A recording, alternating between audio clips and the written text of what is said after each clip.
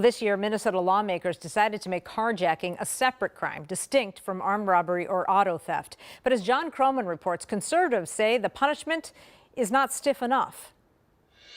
They need to make sure they are safe and their loved ones. Republicans have long called for carjacking to be treated as its own crime, with a minimum 5-year prison sentence.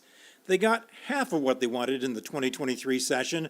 Carjacking's now a distinct offense in the criminal code, but the Minnesota Sentencing Guidelines Commission is leaning towards setting the punishment at the same level as first-degree aggravated robbery. It's a trauma that has been devastating to the well-being of Minnesotans. David Zimmer of the Center of the American Experiment told the commission the punishment needs to take into consideration the chaos and carnage that can happen after carjackers take possession of a car. This sport mentality by some in our community to either carjack or steal a car and then do whatever you want, flee the police, drive through red lights and T-bone innocent people. But some commissioners argue those chases and crashes would all be extra crimes tacked onto a carjacking offense. They say stealing anything at gunpoint creates the same level of trauma for victims, whether it's a car or something else. Might be held up at gunpoint, or their property may be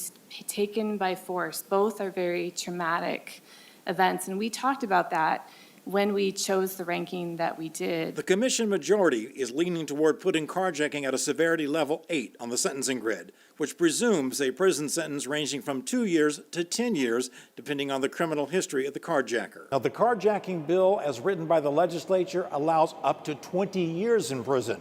So the commission could go higher if they decide to do that. They'll be making the final decision at next week's meeting.